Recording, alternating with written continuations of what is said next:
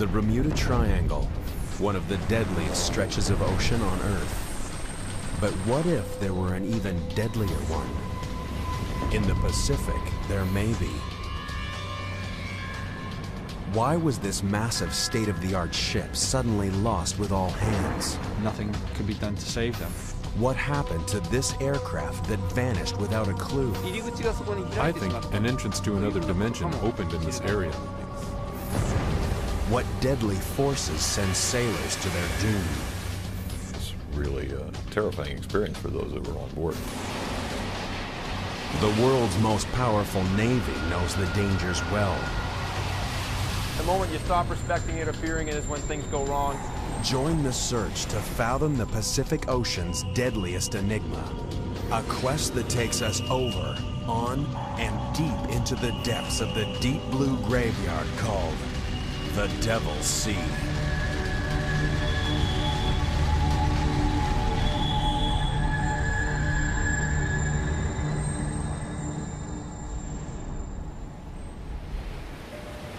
September 8th, 1980. Carrying 150,000 tons of iron ore, the bulk carrier Derbyshire is 230 miles off the east coast of Okinawa. The Derbyshire is a gigantic ship, longer than 3 football fields, twice the size of the Titanic, only 4 years old. From stem to stern, her design is state-of-the-art. Anyone should have felt perfectly safe sailing aboard her. But some, like able seaman Peter Lambert, didn't. Whenever he came home on leave, he'd naturally talk about the ship he was on, about the people he'd met, the seafarers, the friends he'd made. And of course he wrote letters home. And as I say, he just said he just didn't like the Derbyshire, just something about it. There's a lot of people said the same thing. Reluctantly, Peter signed on for one more voyage to earn enough money to get married. He was 19 years old. But his wedding would never take place. On September 9th, the Derbyshire and her entire crew disappeared.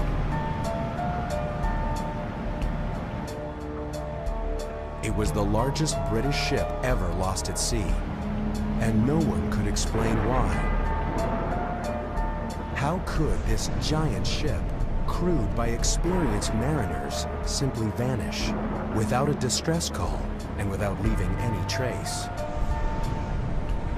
Could she be another victim of one of the Pacific Ocean's most enduring and frightening enigmas?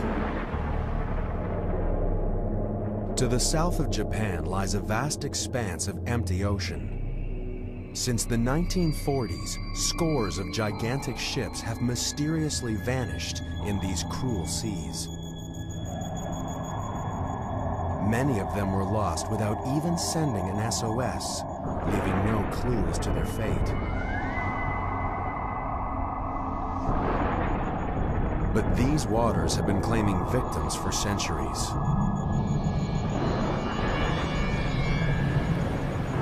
Long ago, Japanese sailors gave this region a chilling name, Manoumi, the Devil's Sea.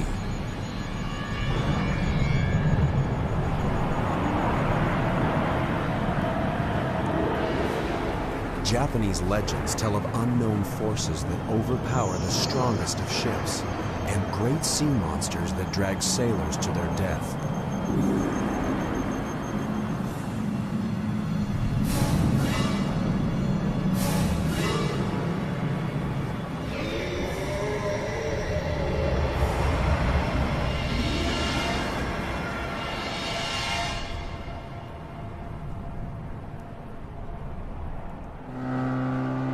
Today, the legend of sea monsters may have faded, but Japanese fishermen still fear the Devil's Sea, even as its rich bounty draws them to risk their lives. A Devil's Sea is also an abundant sea.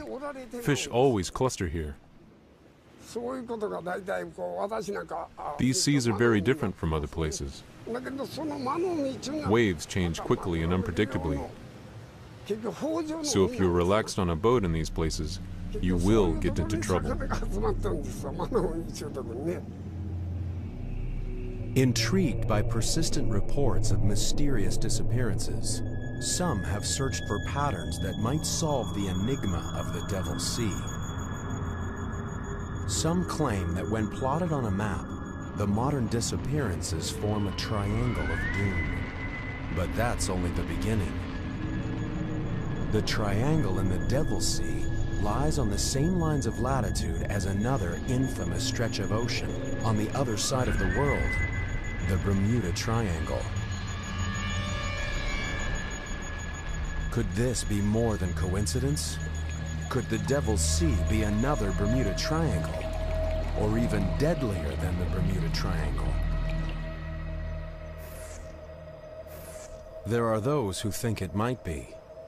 Author and expert in paranormal phenomena, Professor Junichi Yaoi has controversial theories about why so many ships have disappeared in the Devil's Sea. There are many possible answers for this. Basically, I think some of the tankers sank because of the condition of the sea, because these incidents happen in seas which could be rough, or because of storms.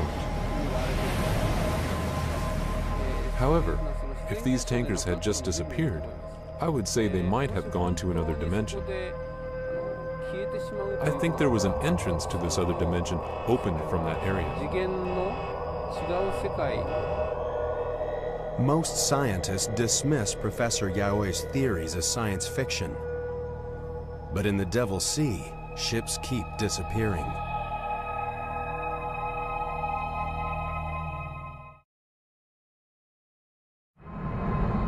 January 2002. The MV Linjae, a Chinese freighter with 19 crew on board, fails to arrive at the Japanese port of Kagoshima.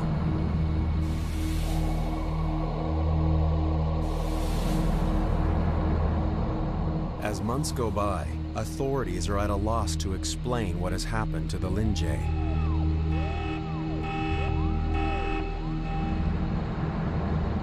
She has disappeared without a distress call and without leaving any signs of her fate.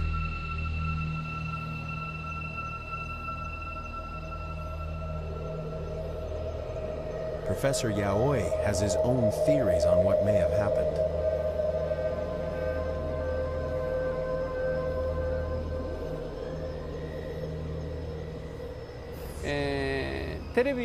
Let me explain it with an easy example.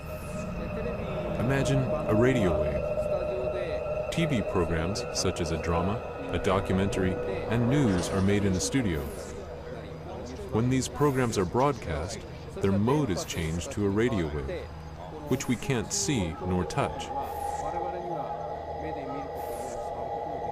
So what I'm telling you is maybe the different dimension is here in the place we live, but we just can't see nor touch it.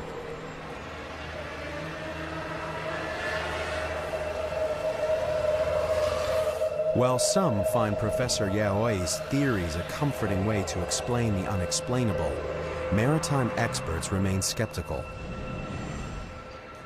I'm a disbeliever, probably a fairly strong disbeliever of anything like that.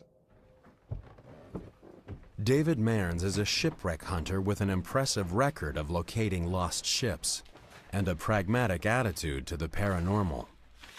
I'm hired by people to come up with answers in a purely scientific and technical matter. So to actually come back and say, well, you know, I just can't explain it. It must be that Bermuda Triangle thing or the Pacific Triangle. And, you know, I don't think I'd have much credibility any longer. In 1994, David and his team faced one of their biggest challenges to date: solve the mystery of the lost ship Derbyshire.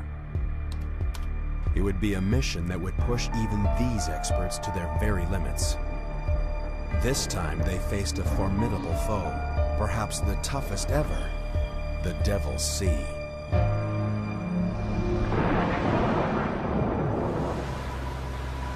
The crews of Patrol Squadron 47 know how hard it is to find anything on this featureless ocean. The U.S. Navy's eyes in the sky are charged with anti-submarine warfare, surveillance, and search and rescue, There's really nowhere in this theater that we can't get to within a certain amount of time. We've always got a ready plane that'll launch within 1 hour. It's always available.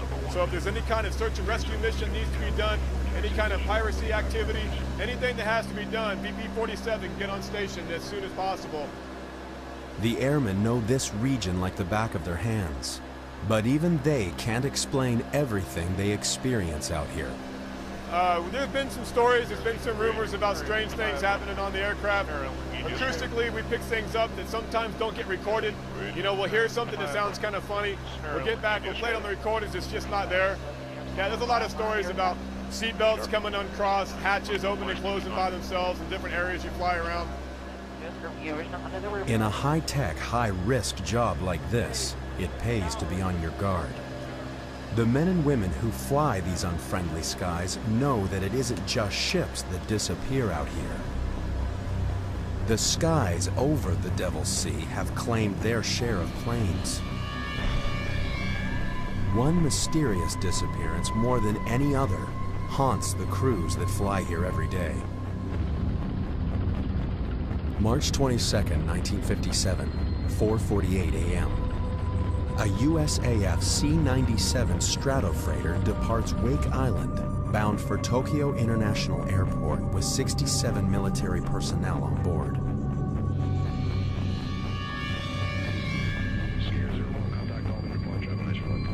The flight is scheduled to take 9.5 hours, and sufficient fuel for 13.5 hours is on board. For 8 hours, the flight progresses normally. At 2:30 p.m., the pilot radios an estimated arrival time of 5 p.m. and adds that all equipment is functioning normally. Weather in the region is good. Flying conditions are nearly perfect. An hour and 15 minutes later, the pilot radios that he's 200 miles from Tokyo. Air traffic controllers expected the aircraft to arrive within 2 hours. But the C-97 never touches down at the airfield.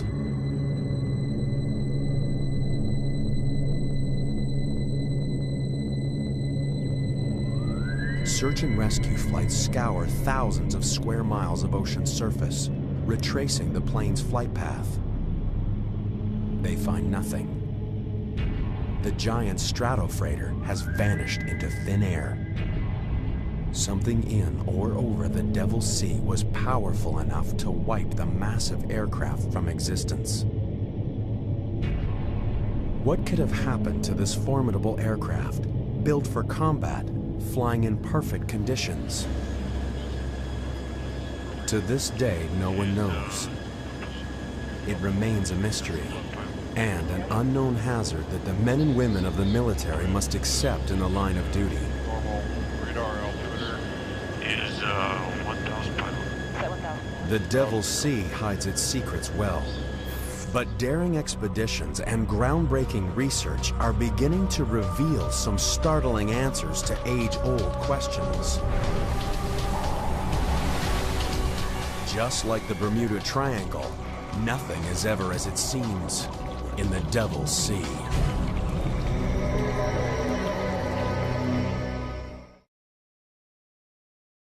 The Devil's Sea, south of Japan, has earned a reputation as a Bermuda Triangle of the Pacific. Giant ships sailing through these waters have disappeared suddenly and without a trace.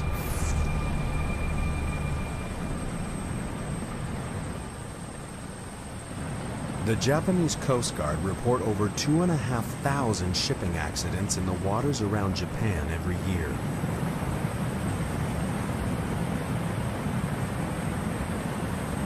These deadly waters are vast and unforgiving. The chances of finding a ship lost out here makes finding a needle in a haystack look easy.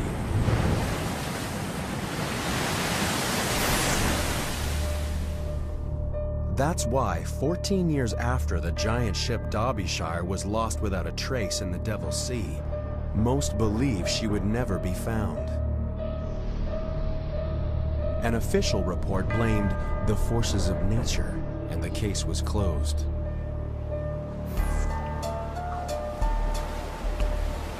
But the families of the Derbyshire's crew weren't willing to let them go quietly into the night. They wanted answers. All we wanted really was the evidence to prove exactly what happened to that ship and why 44 people had lost their lives. We were told the only way we'd get a reopened formal investigation is if we had new evidence, and the new evidence would only be the Derbyshire. And everyone was confident, the shipping industry that is, that would never find that ship. But the families refused to give up.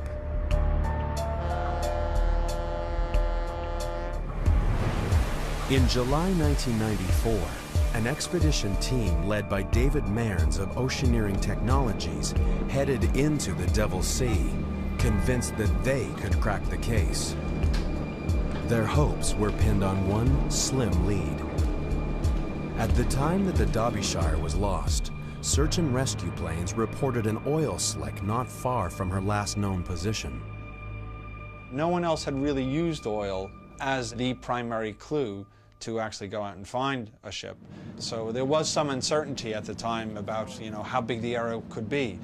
Is the oil directly above the ship, or is the oil being set down current, 10 miles, 50 miles, 100 miles? Nobody really knew. But my gut feeling was that it was an excellent marker, and that would lead us to the wreck of Derbyshire. On this clue alone, David Mearns and his team would try to achieve the impossible: find the Derbyshire and lay the mystery to rest. It was one thing to mount a search, but on this vast and violent ocean, the odds of finding Derbyshire were astronomical. The ocean floor lay miles below, and even if Derbyshire was down there was no telling what wreckage may remain 14 years after she was lost. Against these staggering odds, the expedition team placed their faith in a state-of-the-art device: the side-scan sonar towfish. Towed behind their vessel, it would travel along the ocean floor and send back pictures from 2.5 miles below. But these sonar sweeps would also be a race against time. Every day of searching would cost tens of thousands of dollars. The search team had enough money for only 8 days at sea. The sonar towfish descended beneath the waters of the Devil's Sea and began transmitting eerie images from the ocean floor. To the untrained eye, they were a jumble of shapes and shades, but to David Mearns, something stood out. Down in the end of that line, we actually started seeing some things that looked a bit suspicious. And as we went on to the next line, we saw even more trace. And then finally the third line, we went right over to something which was a great big dense patch of hard material. Whether it was rock or wreck, we couldn't tell. Look at that one falling right across. Could this be the break they were hoping for? The team knew the success or failure of the expedition hung in the balance. Everything depended on what they would see next, as the ship began its second pass. As we were approaching, literally right to the point of the sonar starting to pick up the images, we lost the towfish. Just ping, like that. So this very heavy, double-armored steel cable just snapped. And there goes our $600,000 towfish off the back of the ship, and we knew immediately it was lost. The sonar towfish, their best chance of success, was lying 2.5 miles below on the seabed. Time was running out. Round 1 to the Devil's Sea. And before a recovery can be attempted, a storm threatens on the horizon, and the team must batten down the hatches and brace for impact. They're painfully aware of what the weather can do out here. In living memory, a storm devastated the most powerful navy ever to sail the seas. Today, that same navy is armed with awesome technology and steeled by the lessons of history. But are these sailors destined to once again face the wrath of the Devil's Sea?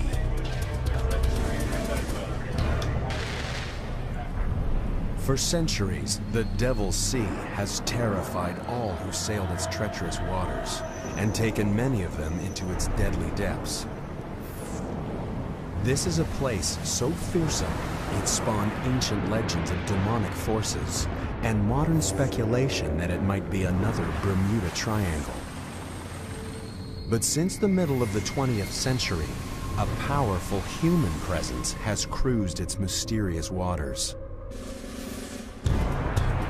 At the end of World War II, the U.S. Navy 7th Fleet based itself in Japan and has ruled the Pacific ever since. The 7th Fleet sails Japanese waters without fear, at least of any human adversary. But these sailors know that if you drop your guard, the Devil's Sea can turn on you in the blink of an eye.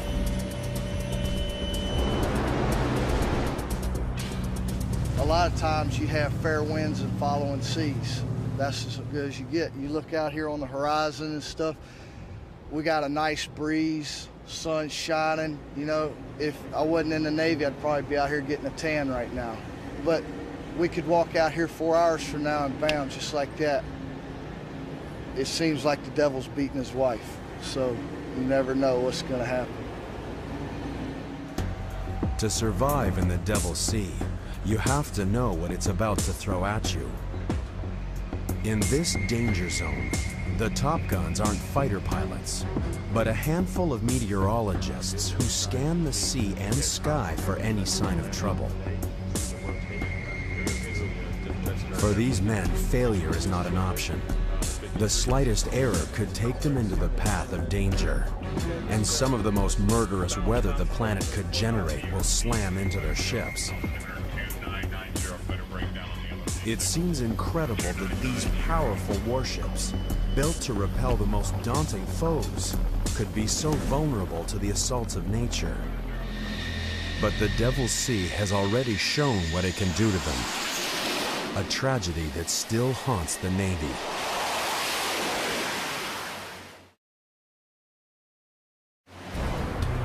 December 1944. World War II rages in the Pacific. The suicide squadrons of the Japanese kamikaze are the most feared enemy in this theater. But the terror they inspire is about to be surpassed.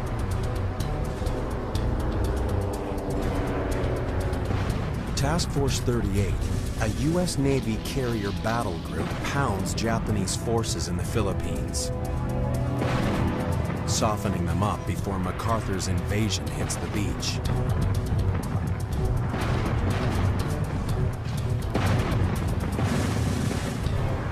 After 3 days of bombarding the enemy, they must break off the attack and steam into formation to refuel. But just over the horizon, a deadly force is gathering strength. A force far more destructive than anything the Japanese could throw at them.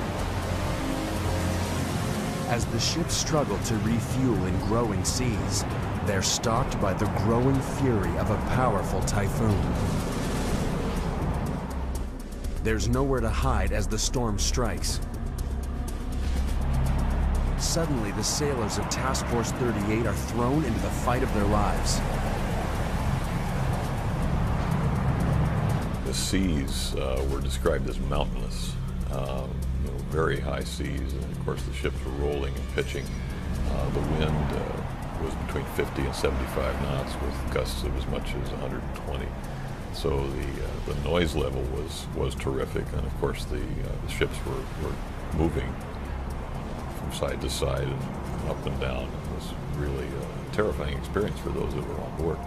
In fact, there were some sailors who had faced the kamikaze menace and found that the typhoon was probably the worst experience of their lives. For the men of Task Force 38, the next 24 hours were a living hell. Storm-force winds and 60-foot waves pounded them, capsizing 3 destroyers, badly mauling 16 other ships, sweeping more than 200 planes off the carriers, starting raging fires below decks. When it was over, 765 American sailors were dead. It was the U.S. Navy's worst natural disaster of the 20th century. The mighty fleet limped back to port, bearing the scars of battle. The murderous typhoon had caught Task Force 38 by surprise. To prevent a disaster like this from ever happening again, the Navy set up weather forecasting stations throughout the Pacific. Today, the U.S. Navy Meteorological and Oceanographic Command in Yokosuka, Japan, is on high alert. There's a powerful typhoon brewing in the Devil's Sea. This deadly region is a typhoon factory. Its warm waters can generate as many as 30 killer storms in a year, maelstroms of 200-mile-per-hour winds and waves up to 60 feet high, racing at 50 miles per hour across the sea, devastating everything in their path. Maximum seas associated with the storm at this time were about 28 feet. So we're keeping ships well clear of that area. We're keeping ships well clear of the coast of China, and they're expecting that storm to maintain winds of about 80 knots of gusts, 105 knots as it progresses west. When the winds surpass 170 knots, or 195 miles per hour, a typhoon becomes a super typhoon, one of nature's most devastating forces, and a naval forecaster's worst nightmare.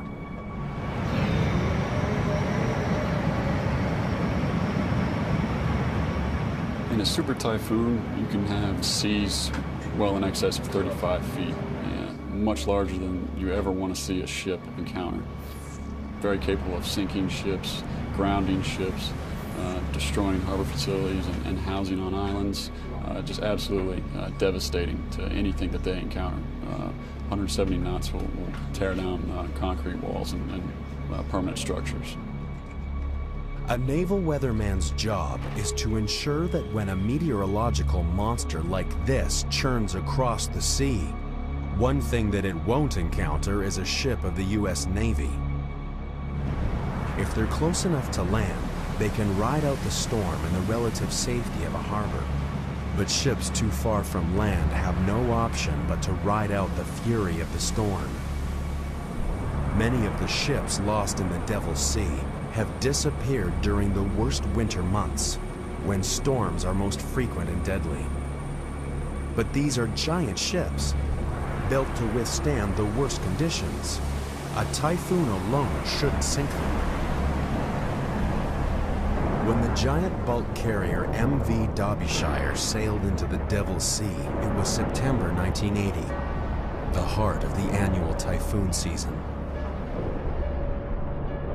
At 10:19 a.m. on September 9th, the captain reported that Derbyshire was battling 70-mile-per-hour winds and 30-foot waves.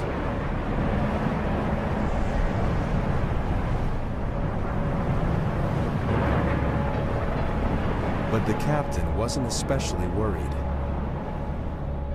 He was confident that a ship as large and well-designed as his should have no trouble surviving even such severe weather.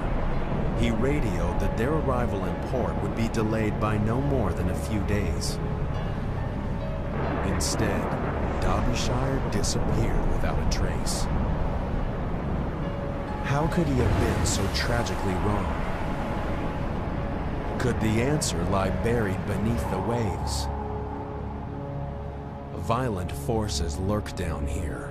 Forces that modern science struggle to fathom. Forces that may hold answers to the mysteries of the Devil's Sea.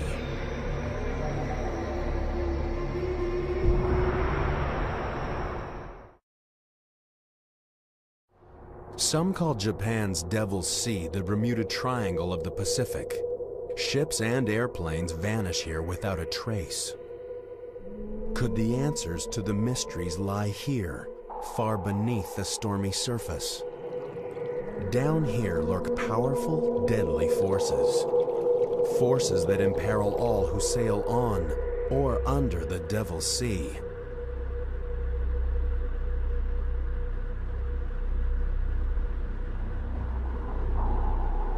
The Devil's Sea has been a watery grave for submariners.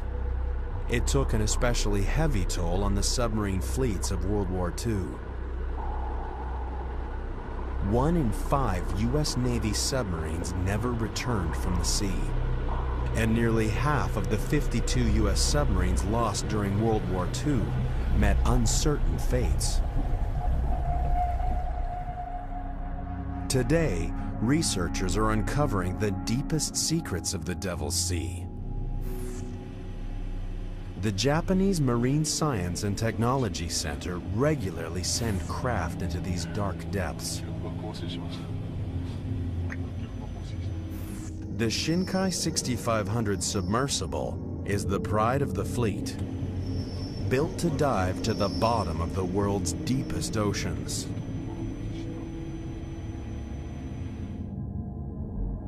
Marine scientists spend long hours in the inky depths, opening up an unseen world on a scale that is scarcely believable.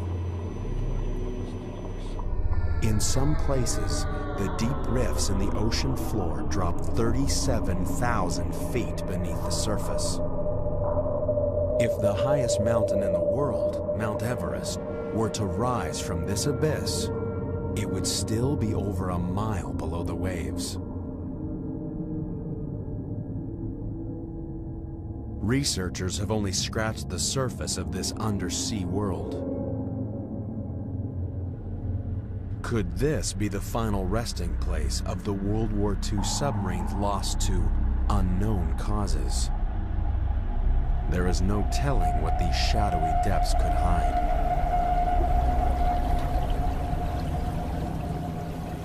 Some have even suggested that there is an alien life force lurking beneath the Devil's Sea. One account from a Russian research scientist was widely reported in the paranormal press. On August 18, 1980, the Soviet vessel Vladimir Vobirov was returning from a research mission off the coast of Japan. Expedition leader Professor Platonov claimed he was on watch when suddenly an unidentified submerged object burst from the sea and circled the ship. According to the professor, it was cylindrical in shape and scorched the area with a blinding blue light.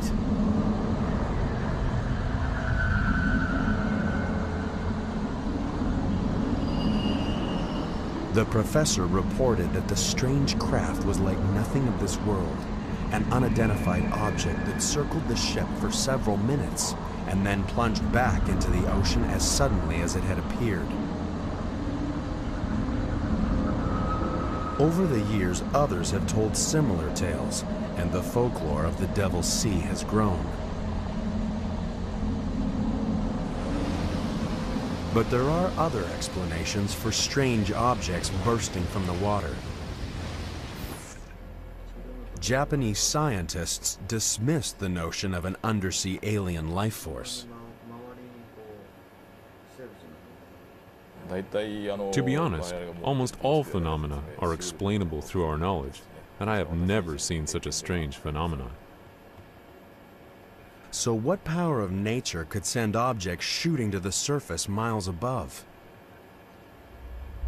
One answer can be found at the western depths of the Devil's Sea, where the Earth's molten core threatens to break through the fragile crust.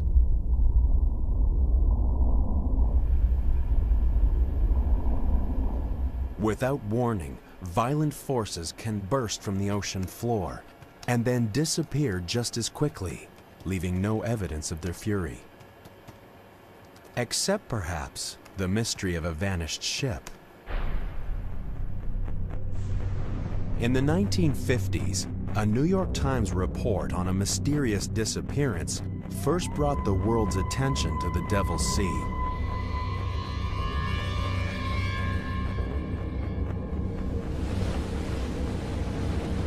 September 23, 1952, the Kayumaru 5, a Japanese Coast Guard research vessel with 31 crew aboard, heads for the Myojin Reef in the Devil's Sea to monitor strange underwater activity. Making good speed, the crew expects to reach the reef in less than a day. But after 3 days of radio silence, the Coast Guard declares the vessel missing.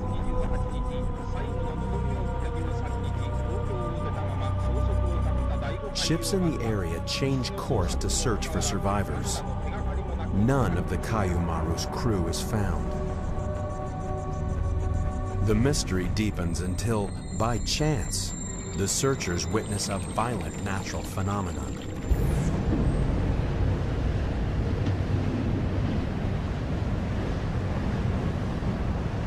If this had suddenly erupted under the Kayumaru, she would have gone instantly to her doom, with no time even to signal her distress.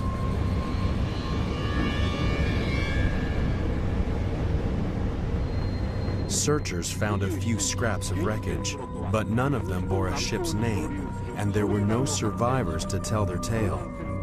The fate of the Kayumaru would remain a secret of the Devil's Sea.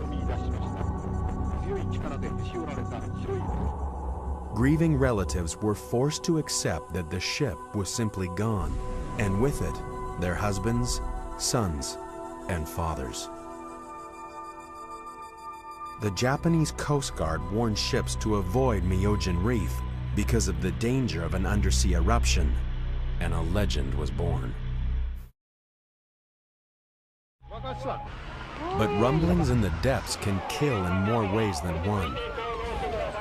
When an earthquake strikes Japanese coastal towns, residents run to the hills. An earthquake on the seafloor sends a shockwave racing to the surface. A bulge of water is displaced and moves swiftly through the ocean. This irresistible force is the tsunami, the deadliest of waves. In the open ocean, tsunami waves can travel at over 500 miles per hour. Anyone caught in its path, on land or in a harbor, has no chance. As a child, Takao Suzuki was one of the lucky few when a tsunami annihilated his village. It was terrible. At 12 o'clock, the earthquake struck. A few minutes later, the tsunami came. People tried to escape. The people who died were not so far away from us, but they were killed.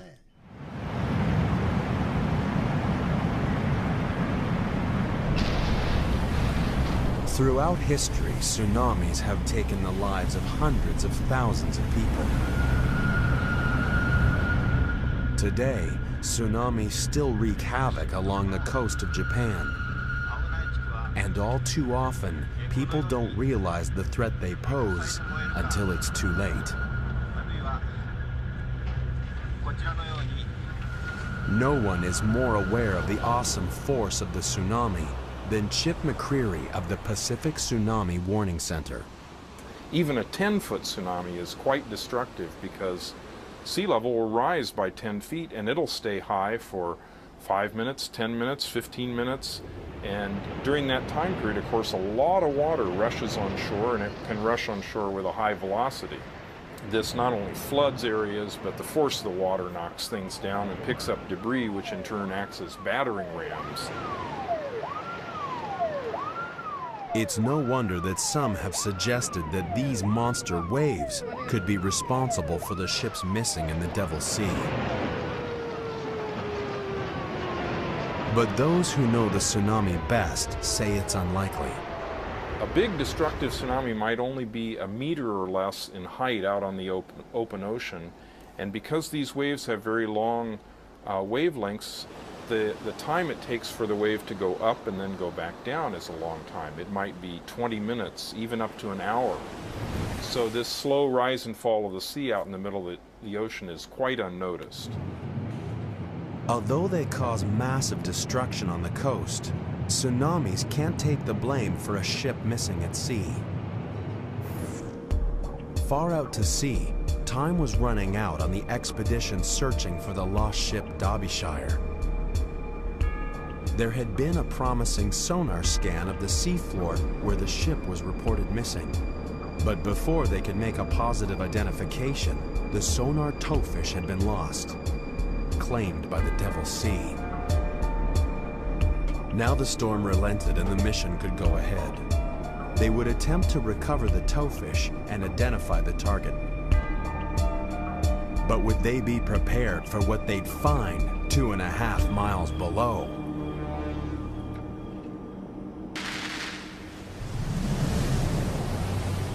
Nothing is safe in the Devil's Sea, thought by some to be the Bermuda Triangle of the Pacific. Ships disappear from the surface, submarines dive to their doom, aircraft vanish from the skies. Some blame unnatural forces, some the forces of nature.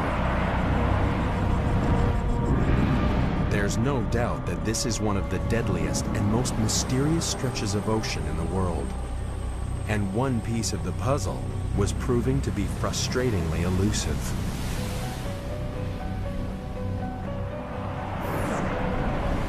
The Devil's Sea had foiled one attempt to solve the mystery of the lost ship Derbyshire.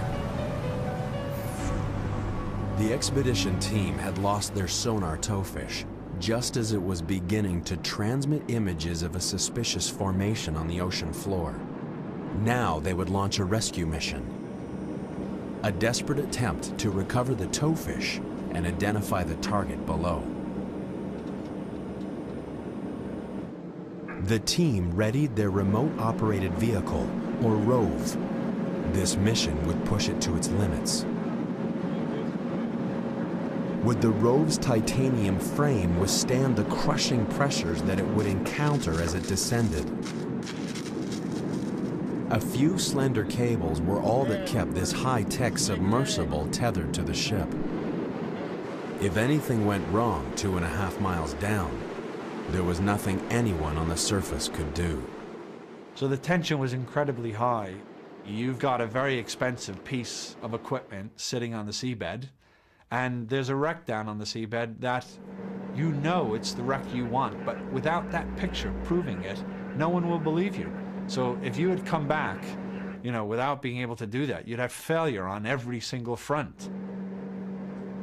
We recovered our towfish, which was technically a very difficult thing to do, picking up this 1-ton probe and bringing it onto the deck.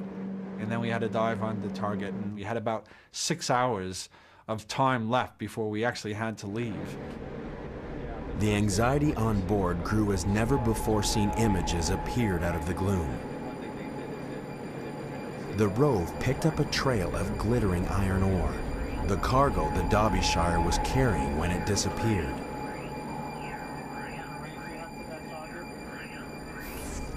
Twisted metal confirmed that the target was a shipwreck.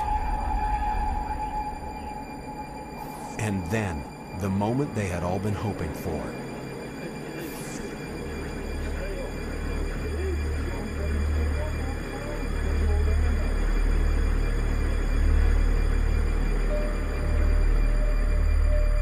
Proof at last that the mighty ship had not simply disappeared, that behind this mystery at least, there lay an answer. Finding a shipwreck is a fantastic feeling. People had predicted she'd never be found.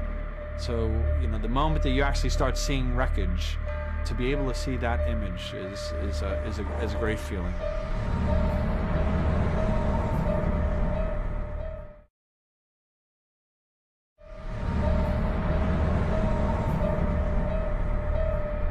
For Paul Lambert of the Derbyshire Family Association, the news brought relief and a sudden crushing sense of loss. A lot of families at the back of their minds still did not accept the Derbyshire had sank. You know, there's a lot of desert islands in that area, and some of them still felt that the husbands, the sons and daughters were actually on a desert island. We remember those who lost their lives at sea while sailing on the merchant vessel Derbyshire. And when you actually find the ship, then that belief is taken away. So there's a lot of mixed emotions, you know, the sudden reality that, you know, the loved one wasn't coming home. Even though it was 14 years after the ship had sank, they still held on to that belief. Geoffrey Victor Underhill. After 14 painful years, the families of the disappeared had the answers they'd been searching for. Raymond William Taylor. Peter Lambert. Nigel Coates. Against the odds and confounding the critics, David Mearns and his team had achieved the impossible. They had found the twisted remains of the Derbyshire. But the question remained, what catastrophic event could have sent her to the bottom? The findings of the expedition helped maritime experts piece together the doomed ship's final moments. Derbyshire was caught in a typhoon she couldn't outrun. The storm waves were almost exactly the same length as the ship, so as Derbyshire descended down each wave, it pushed her bow into the next one. As wave after wave rolled over her, they tore away her bow fittings and flooded her forward hold. Now the bow is actually biting into the waves, and they probably knew at that time they were in real trouble. They could feel it. An experienced master and crew could actually feel the sluggishness of the vessel rising to the waves, because they know the forward section is now being flooded. With her bow held underwater, it was only a matter of time before the waves stove in cargo hatches 1 and 2, and the ship began a descent from which she could never recover. The relentless sea tore her into 3 pieces and crushed her as she sank. The crew had no chance. There was no way for them to launch their lifeboats or to be saved in any way. They just had to hope that the ship somehow rode it out even while she was foundering. But I think there would have been some minutes there where they knew, possibly as many as 10 minutes, where they knew that that nothing could be done to save them.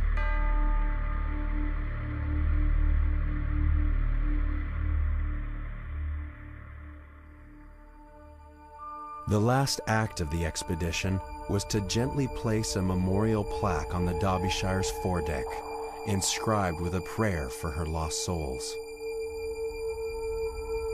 Tragically, the Derbyshire wasn't the only ship lost in this way.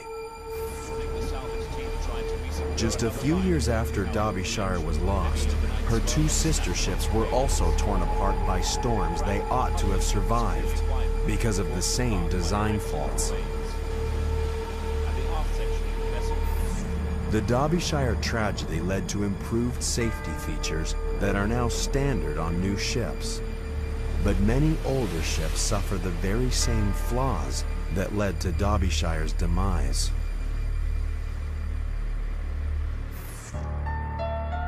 For Paul Lambert, the fight is far from over. The mystery of the Derbyshire may be solved, but he won't rest until every ship is made safe. I don't want my brother, Peter, and the other 43 people's lives to have been lost for nothing. And the only way we can do that is to get the recommendations implemented. I want people to remember Derbyshire and for the lives she's going to save.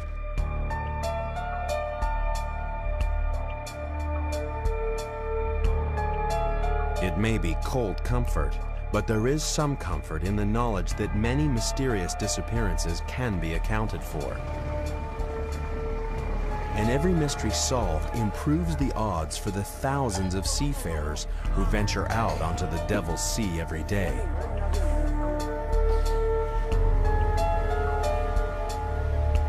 Maritime experts are confident that, eventually, even the most perplexing mysteries will give up their secrets.